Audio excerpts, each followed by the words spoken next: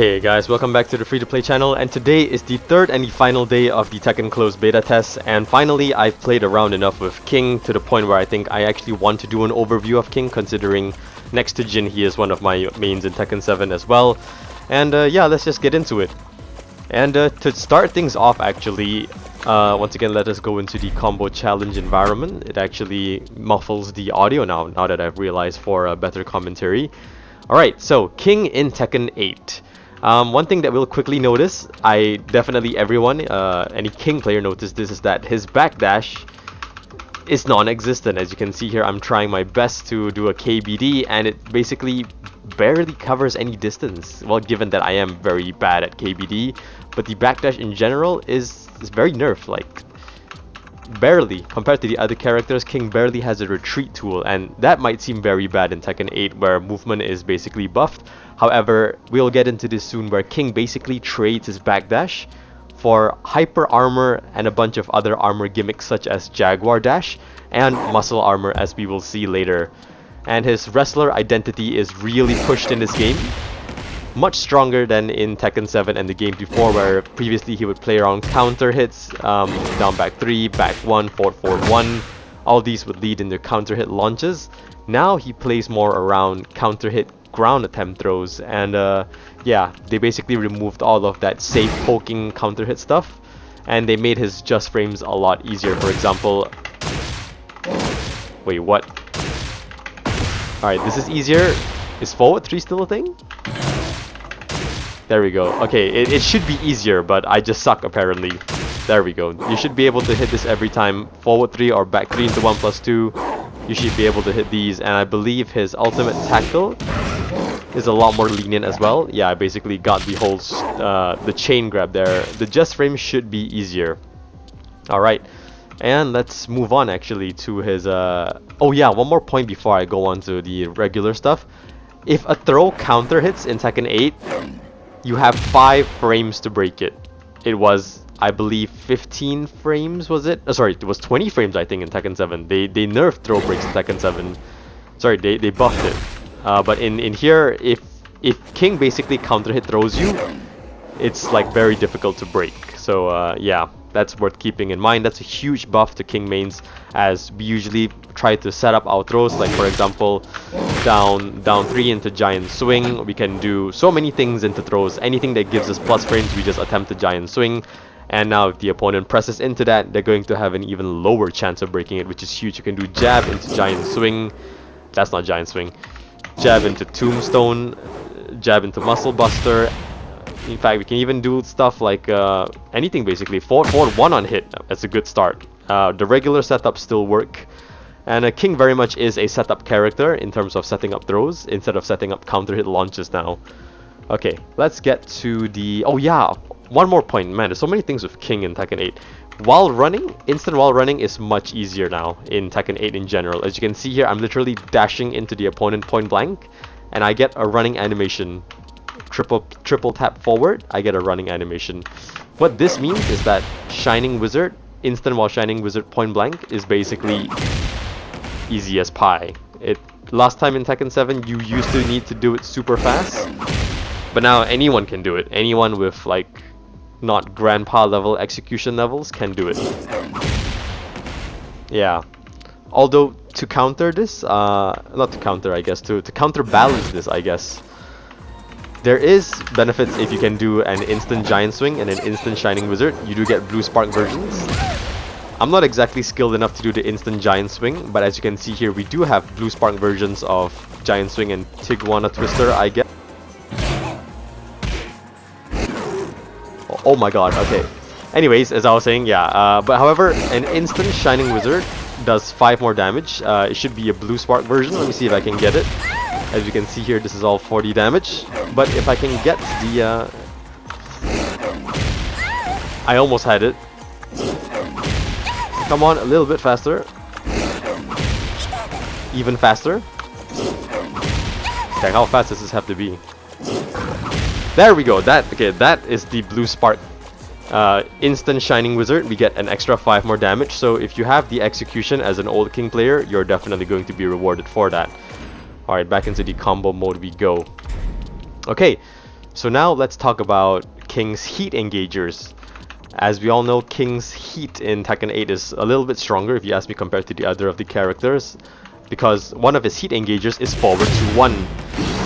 And as we all know, forward to 1 is a godlike whiff punisher in Tekken 7, and the games before it where Armor King had it, it's a very good whiff punisher. You can... It's long range, 15 frame whiff punisher, and of course if you already have heat activated, it becomes a launcher, although I can't really demonstrate it here, hold up. For example, let's say if I'm already in heat, this becomes a launcher. I'm pretty sure there are better combos for it, but you get the point. Alright, next we have forward 2-3. Forward 2+3, my bad. It's his shoulder tackle. Generally this is it's safe now. Oh my god, okay, I just realized this used to be -10 in Tekken 7, but apparently now, because it's a heat engager, it becomes safe at -9. And this is one of the heat engagers. Yes, it no longer power crushes, which is a little bit sad, but given that it is a heat engager now, it... Oh wait, what am I talking about? It is a... I'm not too sure actually, wait. Oh, sorry. Yeah, it does not have power. It does not have armor. It's not a power crush. Only the manual heat has that. God, I still need to figure stuff out a little bit. All right. So that is another one of his heat engagers. And next up we have muscle armor. Muscle armor itself, as you can see. Wait. Oh my god. Okay, I did not know if you muscle armor and let it just play out. He basically like fists his own chest. That's really cool. Muscle armor 2 is a good heat engager. Although this heat engager, he doesn't dash into it unless you hold up. Yeah, he doesn't dash into it. And this basically on its own is a armored stance that allows you to do only 2 things, I believe. You can either do muscle armor 2 or into Jaguar dash.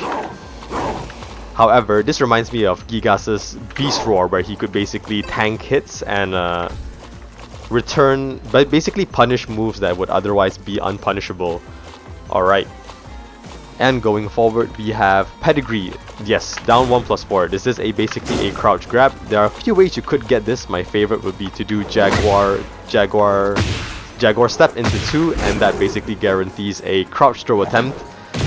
And as we all know, instead of the down 1+3 and down 2+4 options, we now have Pedigree. Which is, you know, in my opinion, the sickest new throw that he has. I really like it a lot. I've nailed it quite a few times in ranked already. And yeah, it's a heat engager, so what's not to love about it? And the final heat engager we're going to talk about is Jaguar Dash RKO. Basically go into Jaguar Dash, you press 1+3 or 2+4, and this is an unbreakable grab that does... Let's see how much damage it actually does. 45 damage, so that's basically command grab levels of damage. And yeah, it's a heat engager, so what's there not to love about it? Okay, that basically covers most of the heat engagers for King. I think that's all of them if I'm not mistaken.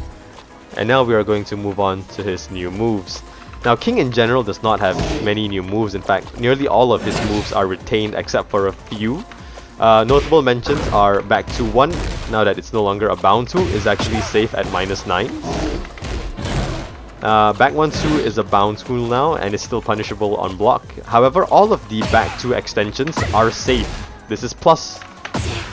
Back to 1+2, +2 on block. This is -8, this is safe. Back to 1. -9, safe, natural hit combo now. You can use this to kind of poke a bit.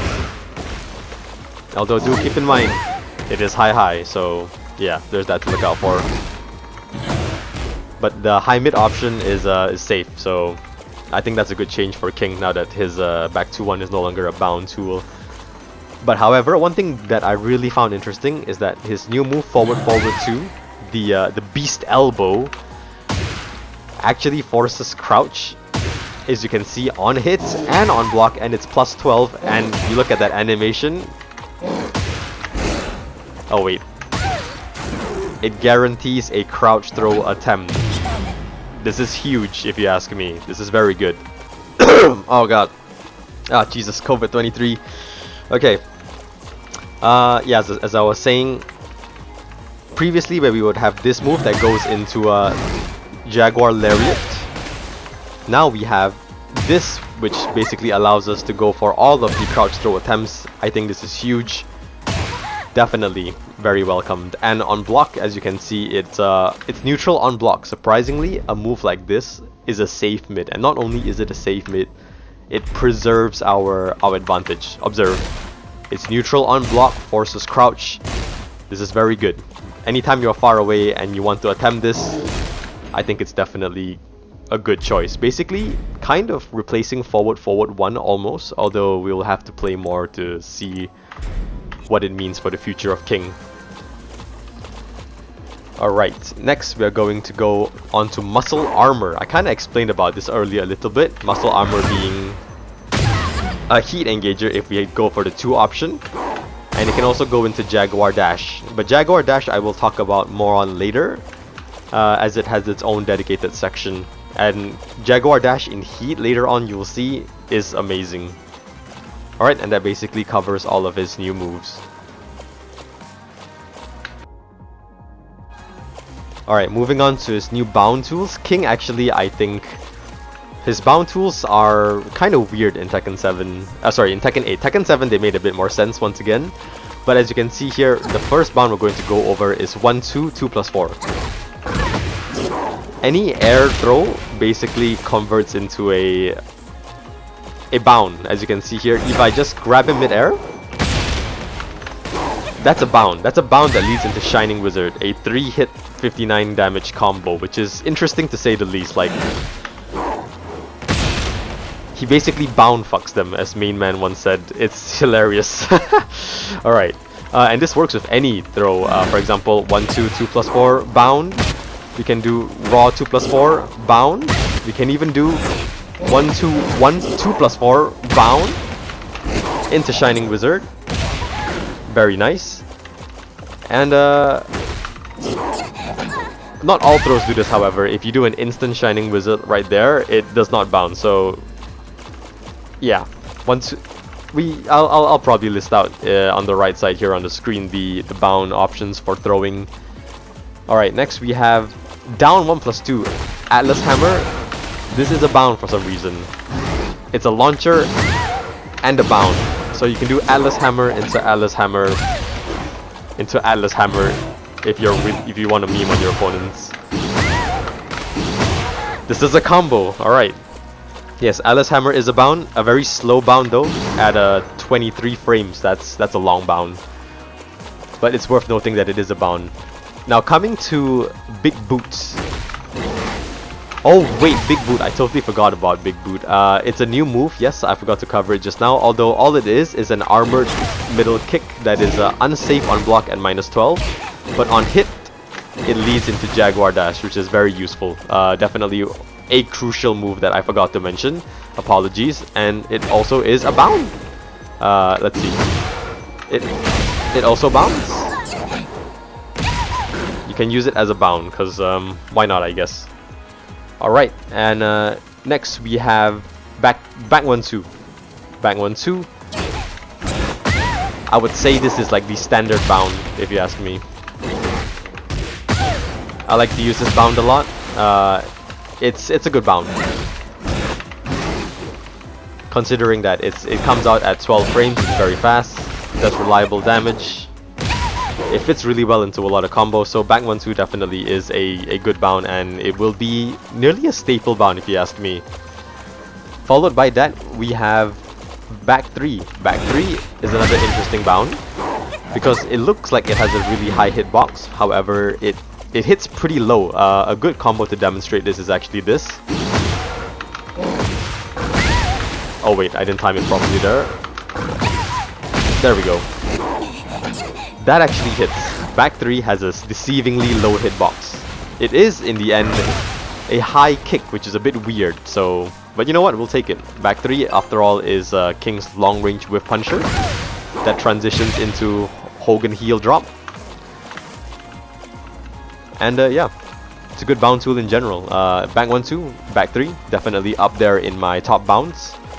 And finally, we have the weirdest bound that I discovered so far.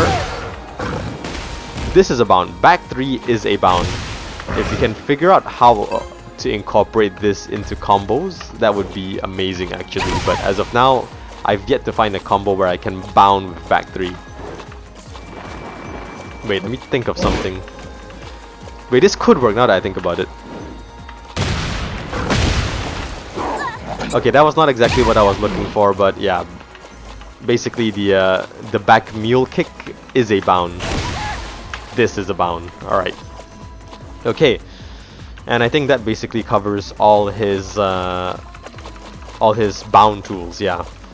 King bound tools are quite plentiful if you ask me, but a lot of them are a bit weird and unnatural, but it's alright. Okay, and now we get into a really good section of the video, Jaguar Dash. His new addition into Tekken 8. It is basically an armored dash. Wait, sorry, not a normal dash. Actually, wait. It should be armored. Hold up. Let me just put this into CPU to confirm it. In heat, it is definitely hyper armored. However, let's just test it out real quickly. Do we have CPU? Oh, we don't. Okay, unfortunate. But yes, from my experience, this is an armored stance. And from here, we have a lot of options actually. Jaguar Dash, we can cancel it as well into stopping, or we can continue it into the opponent's face. It goes on for quite a few seconds. And the first option we're going to cover is the RKO Unbreakable, which is a heat engager as I showed earlier. This is unbreakable once again. It is unbreakable. It can be done by pressing 1+3 or 2+4. As you can see, we smashed Xiao Yu into the ground there. Very good if you ask me. And obviously, since it's unbreakable, they're gonna want to duck that, but that's where our other options come in. Now we're gonna start with Jaguar Dash 1. This is a mid elbow that does a respectable 21 damage on hit and gives knockdown. Doesn't give any guaranteed ground throws, but we can attempt it if the enemy doesn't tech anything, I guess. The Oki is there, but the thing that what do you call that? What surprised me the most? Oh, sorry. Look at that. It's safe on block and -8 for a mid that comes out of Big Boot. That is insane, if you ask me. A safe mid. Next, we'll move on to the 2 option. This is a high knockdown. Doesn't give a lot of Oki. Yeah, there is no ground throw attempt here. However, very good as they recover, like lying down. It gives some Oki, not the strongest though. As you know, King in Tekken 7 is his Oki is pretty strong, I must say so myself. So in Tekken 8, they is it stronger? There's actually a good case to argue if it's stronger or not in Tekken 8, but we'll have to experiment more to find out. I'm gonna bet that it is though. All right, and Jaguar Dash 3 is our mid knockdown heavy mid option, and surprisingly also safe on block and -9. That means nearly all of his hit options for mid and high are safe. Oh, and did I forget to mention on block Jaguar Dash JD2. I'm gonna call it JD now. Jaguar Dash 2 is +3 on block. This is safe. Jaguar Dash 4, on the other hand, is -21. It's a low. It does not grant any knockdown on hit whatsoever. It is launch punishable. However, it is our only low option out of Jaguar Dash. It is neutral on hit. Although we kind of end up at the opponent's feet, so this is not exactly the best thing ever. It could be used to finish rounds. That's its usage, I suppose. Okay, and now you must be wondering, how do we enter Jaguar Dash? There's actually quite a number of ways we can do this. The first is manual entry, forward 3+4, get into Jaguar Dash, the most simple way. And then followed by my favorite, Big Boot. Big Boot, if you get a hard read on a move, you basically power through it and you go into Jaguar Dash with a ton of plus frames. They're basically forced to take the mix-up.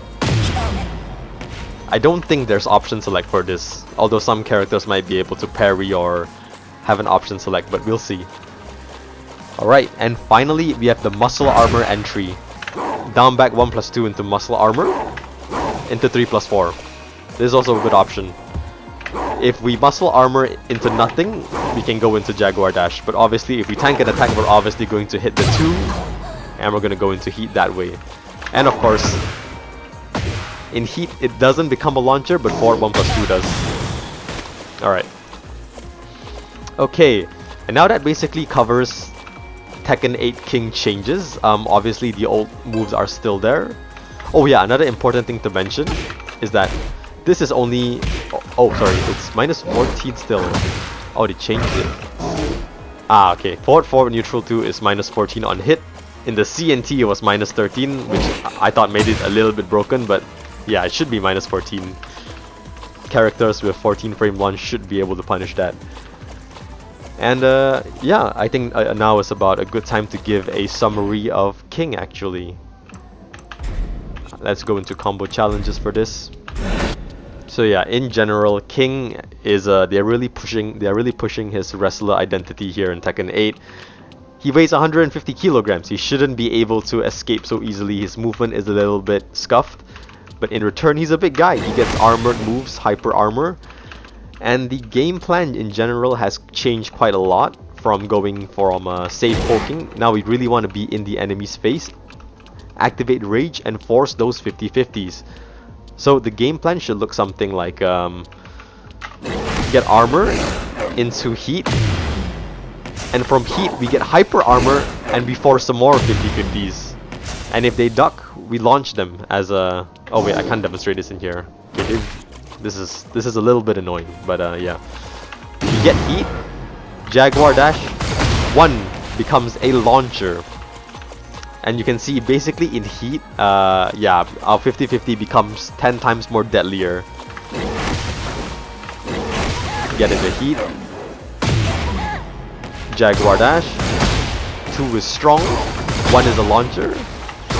Of course, RKO is there to replenish our grabs. And anytime we are in heat, when we do a grab, we basically replenish our heat. And we can actually do this infinitely.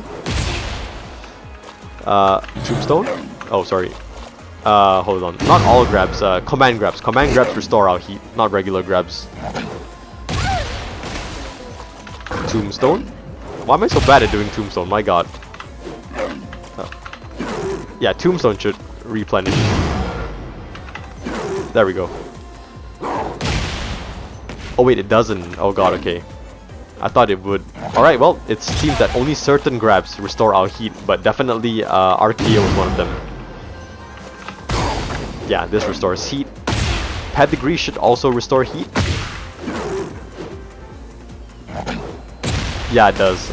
Alright, so these grabs restore heat. So the goal of the King is to constantly stay in heat, constantly force these 50-50s. And yeah, that's basically King in Tekken 8. I hope you guys enjoyed the video. Let me know if you learned something or if I missed out anything in this King video. Surely there's a lot to experiment with King, to be honest, and I wouldn't be surprised if I release a part 2 to this. So yeah, leave a like if you enjoyed. Definitely share this with your fellow cat mains, any of your friends who play Armor King or King. I think they'll definitely benefit from watching this, and I'll see you guys in the next battle.